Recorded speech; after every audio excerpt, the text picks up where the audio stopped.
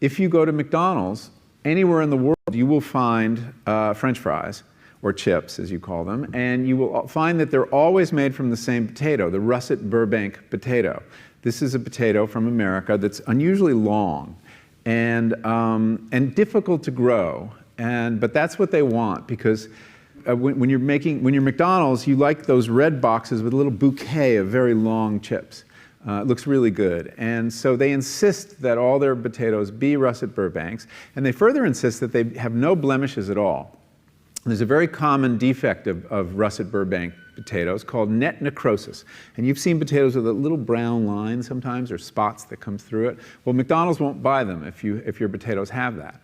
And the only way to eliminate that is to eliminate an aphid. And the only way to do that is with a pesticide called Monitor that is so toxic that the farmers who grow these potatoes in Idaho won't venture outside into their fields for 5 days after they spray.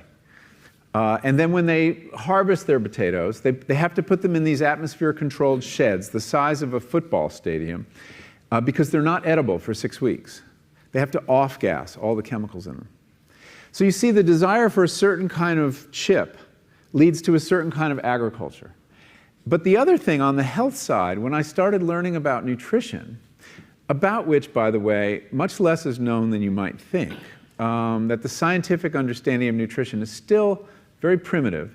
But I learned that what mattered most about one's health was not necessarily the nutrients, good or bad, that you were consuming or staying away from, or even the calorie counts. But what predicted a healthy diet more than anything else is the fact that it was being cooked by a human being and not a corporation.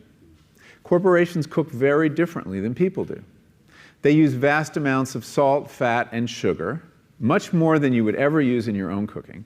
And the reason they do that is those are three incredibly attractive and incredibly cheap ingredients.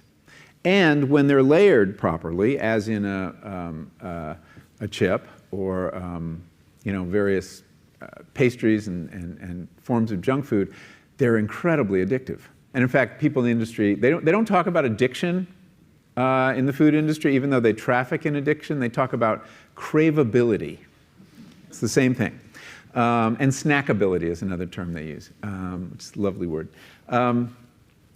Anyway, so I came to see that cooking has a huge bearing on our health. And in fact, there's been a lot of research in America that shows that even poor women who cook have healthier diets than wealthy women who don't. So you see, the usual class bias in the quality of diet is overtaken by this fact, this key fact. Who's cooking your food?